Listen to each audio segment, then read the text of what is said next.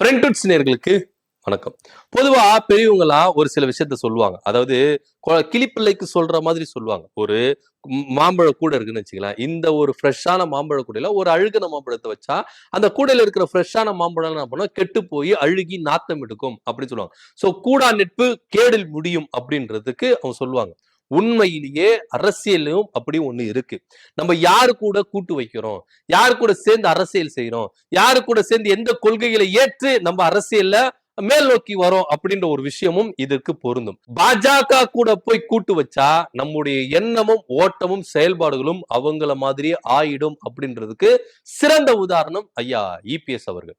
என்ன நடந்துருச்சு அப்படின்னா, சர்வதேச மொழி தினத்தை கொண்டாடுறாங்க. இதற்கு வாழ்த்து தெரிவிக்கிற விதமா ஐயா எடப்பாடி பழனிசாமி அவர்கள் ஒரு போஸ்ட் ஒன்னு ட்வீட்ல ஒன்னு போடுறாரு. அந்த வாழ்த்து செய்தியில திருவள்ளூருக்கு காவி சாயத்தை பூசிருக்காங்க. திருவள்ளுவர் என்னைக்கு காவி சாயத்தை பூசினாரு அப்படின்றத ஒரு விவகாரம் நமக்கு இருக்கு. பொதுவா இந்த காவி உடை அப்படின்னு இருக்குல்ல, இது வந்து முழுக்க முழுக்க RSS பாஜகவை சேரும். திருவள்ளுவருக்கு இந்த காவி உடைய போட்டு அழகு பார்த்தவங்க தான் RSS பின்புறத்துல வந்த பாஜகவும் சரி, ஆளுநர் RN ரவியும் சரி. ஆனா அதை தொடர்ந்து எதிர்த்து போராடுறது திமுக அரசு, திராவிட மாடல் அரசு. ஆனா திராவிட கொள்கைகளை, திராவிட பாரம்பரியத்துல வந்த எடப்பாடி பழனிசாமி அவர்கள் ஒரு வாழ்த்து செய்தி போடும் பொழுது அதுல திருவள்ளுவருக்கு காவி சாயம் பூச வேண்டிய அவசியம் என்ன? இதற்கு தான் நம்ம யாரு கூட கூட்டணி வைக்கிறோம், எந்த மாதிரி ஒரு கொள்கைகளை நம்ம ஏத்துக்கிறோம் அப்படின்ற ஒரு விஷயம் இருக்குல்ல. அதாவது சங்கிகள் கூட போனார், சங்கிகள் கூட உறவாடினார், சங்கியாகவே மாறிவிட்டார் அப்படின்ற ஒரு ரேஞ்சுக்கு நெட்டிசன்கள் வச்சு செஞ்சுட்டு இருக்கிறாங்க. எடப்பாடி பழனிசாமியுடைய கொள்கைகள் என்ன அப்படின்னா அவருக்கு தெரியும். திராவிடம்னா என்ன அப்படின்னு கேட்டதுக்கு அது புராண கதைகளை பார்த்து தெரிஞ்சுக்கணும் அப்படின்னு சொன்னவர் தான் பெருமைக்குரிய மரியாதைக்குரிய ஐயா எடப்பாடி பழனிசாமி அவர்கள் அப்படின்றத நம்ம யாரும் மறந்துட முடியாது. சோ திராவிடம்னா என்ன அப்படின்னாலே அது புராண கதைகளை போய் தெரிஞ்சுக்கணும் அப்படின்னு சொன்னார். புக்கை பார்த்து நீங்க கத்து தெரிஞ்சுக்கப்பா அப்படின்னு சொல்லி இந்த பிரச்சனை கிடையாது. புராண கதைகளை பார்த்து தெரிஞ்சுக்கணும் அப்படின்னு சொன்னாரு.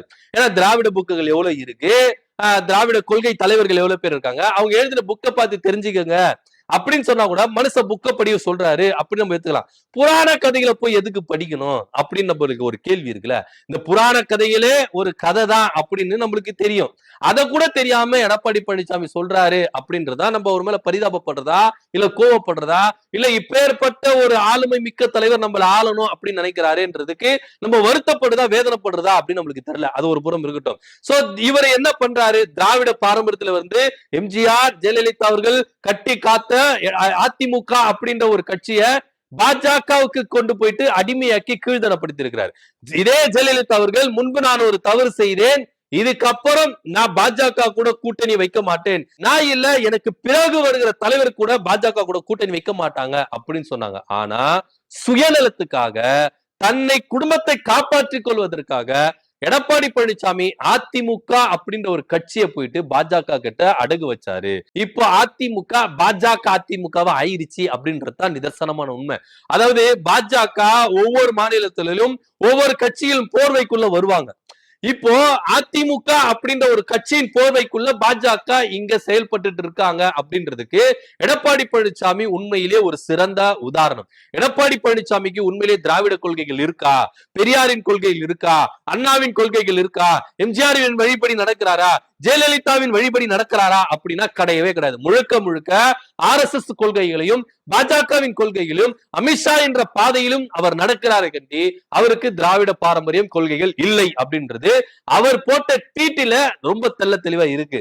சங்கியாகவே எடப்பாடி பழனிசாமி மாதிரி ஒரு வாழ்த்து தெரிவிக்கிறாருன்னா இவரெல்லாம் எந்த இடத்துல நம்ம போய் எடுத்துக்கணும் அப்படின்னு தெரியாது. ஆனா பொதுவெளியில மக்கள் கிட்ட பேச வரும்போது கொள்கை ரீதியா நாங்க வந்து என்ன பண்ணல, கூட்டணி வைக்கல, எங்கள் கூட்டணி தேர்தல் கூட்டணி அப்படின்னு பொய் சொல்வாரு. ஆனா உண்மையிலேயே RSS கொள்கைகளை உள்வாங்கிக்கிட்டு கொள்கை ரீதியான கூட்டணி தான் வச்சிருக்கிறாரு கண்டி, மத்தபடி வேற எதுவுமே கிடையாது. ஆனா இவரை நம்ம என்ன பண்ணணும் தேர்தல் இப்போ கூட்டணிக்குள்ள இருக்கும் பொழுதே பாஜகவின் கொள்கைகளை RSS கொள்கைகளை ஏற்று திருவள்ளுவருக்கு காவி வேஷத்தை நீங்க போடுறீங்க. அப்போ ஆட்சி உங்க கையில கொடுத்தா நீங்க சங்கியாகவே மாறி தமிழ்நாடை எந்த அளவுக்கு கூர் போடாம இருப்பீங்க? என்ன வாக்குறுதி இருக்கு அப்படின்னு நம்மளுக்கு இருக்குல்ல, ஒண்ணுமே கிடையாது. பாஜக கூட கூட்டணி வச்சதுனால எங்களுக்கு ஓட்டு போடாம இருக்காதீங்க அப்படின்னு ஒவ்வொரு அமைச்சர்களும் கூவன் கூவுறீங்கல்ல. ஆனா இன்னைக்கு எடப்பாடி பழனிசாமி திருவள்ளூருக்கு காவி வேஷத்தை போட்டு ஒரு ட்வீட் பண்ணி இருக்கிறாரு. இதை யாருன்னா கண்டிச்சீங்களா அப்படின்னா கண்டிக்கவே இல்லை. எதிர்ப்புகள் கிளம்பவ உடனே டெலீட் பண்ணாரு. ஏன் அதை நீங்க பார்த்து செக் பண்ண மாட்டீங்களா அப்படின்னு நம்ம கேள்வி கேட்டா அது அட்மின் பண்ண தப்பு அப்படின்னு ஈஸியா அட்மின் மேல பழிய போட்டு போயிடலாம். ஒவ்வொரு கட்சியினரும் அதான் பண்றாங்க. இப்ப எச் ராஜா கூட நீங்க எடுத்துட்டீங்கன்னா எவ்வளவு சர்ச்சைக்குரியான விஷயங்களை போட்டாரு. கேட்டா அட்மின், இவங்களை கேட்டா அட்மின், எல்லாமே அட்மின் அட்மின் சொல்லிட்டு அட்மின் மேல என்ன பண்ணுவாங்க பழிய போட்டு ஈஸியா இவங்க என்ன பண்ணுவாங்க தப்பிச்சுப்பாங்க. ஆனா பொறுப்பேத்துக்கங்கப்பா அப்படின்னா ஏத்துக்கவே மாட்டாங்க. இதுதான். ஆனா இப்போ எடப்பாடி பழனிசாமி முழு சங்கியாவே மாறிட்டாரு, முழு RSS கொள்கையில ஏத்துக்கிட்டாரு, முழுசா பாஜக காரவே மாறிட்டாரு அப்படின்றதுதான் நிதர்சனமான உண்மையா இருக்கு. நீங்க பாஜகவை சந்தோஷப்படுத்தணும், அமித்ஷாவை சந்தோஷப்படுத்தணும், RSS நீங்க சந்தோஷப்படுத்தணும்னா உங்களுடைய சந்தோஷத்தை உங்களுடைய கொள்கைகளை வெளிப்படுத்துறதுக்கு பொதுத்தளம் அல்ல. உங்களை அதிமுகவின் பொதுச் செயலாளரை தான் எல்லாரும் பாத்துக்கிட்டு இருக்காங்க. திராவிட கொள்கையில ஏற்றுக்கொண்ட தலைவர்களை தான் பாத்துக்கிட்டு இருக்காங்க. அப்படியெல்லாம் பார்க்காதீங்கப்பா. நான் அதிமுக பொதுச் செயலாளர்ல, பாஜக அதிமுகவோட பொதுச் செயலாளர், பாஜகவின் போர்வையில் இருக்கிற அதிமுகவின் பொதுச் செயலாளர், நான் RSS உடைய கொள்கையில பின்பற்றுகிறேன் இப்படின்னு சொல்லிட்டு போங்க ஐயா அப்படின்னு தான் எல்லா நெட்டிசன்கள் என்ன பண்றாங்க வச்சு செஞ்சுட்டு இருக்காங்க. உண்மையிலேயே எடப்பாடி பழனிசாமி அவர்கள் இந்த விஷயத்துக்காக வருத்தப்படணும் அப்படின்றது தான் நிதர்சனமும் உண்மை.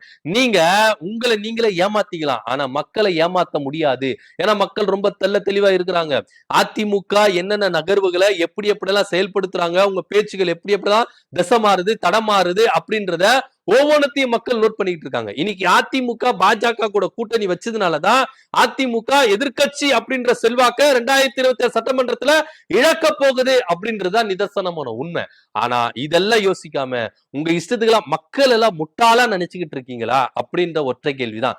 மக்களை முட்டாளா நினைச்சு நீங்க என்ன மாதிரியான பேச்சுகளை என்ன மாதிரியான ஒரு திட்டங்களை செயல்படுத்தினாலும் பாஜக கூட இருக்கிறதுனால அதை நீங்க பிரதிபலிக்கிறீங்க. பாஜகவின் ஒளி உங்களுக்குள்ள வந்துருச்சு, RSS கொள்கைகள் ஒளி உங்களுக்குள்ள வந்துருச்சு. அதனால அதனுடைய வெளிப்பாடாதான் நீங்க என்ன பண்றீங்க பிரகாசிக்கிறீங்களே கண்டி. திராவிட கொள்கைகளோ, பெரியாரின் கொள்கைகளோ, அண்ணாவின் வழிகளோ, எம்ஜிஆர் ஜெயலலிதாவுடைய வழிகளோ உங்க கிட்ட இல்ல அப்படின்றதான் வெட்ட வெளிச்சமா தெரியுது. ஒரு பானை சோற்றுக்கு ஒரு சோர் பதம் அப்படின்ற மாதிரிதான் எடப்பாடி பழனிசாமியுடைய எல்லா சுயரூபத்துக்கும் அவர் போட்ட ட்வீட் ஒன்னே ஒண்ணுதான் நிதர்சனமான உண்மை அப்படின்னு நம்ம எடுத்துக்கொள்ள முடியும். எடப்பாடி பழனிசாமி அவர்கள் சர்வதேச மொழி தினத்துக்கு வாழ்த்து தெரிவிக்கும் பொழுது திருவள்ளுவருக்கு காவி உடைய போட்டு வாழ்த்து தெரிவிச்சிருக்கிறாரு. கண்டனங்கள் எழும்பவோ இதை டெலீட் பண்ணிருக்கிறாரு. இதை பத்தியோட கருத்து என்ன அப்படின்னு கமெண்ட் பண்ணுங்க. நன்றி, வணக்கம்.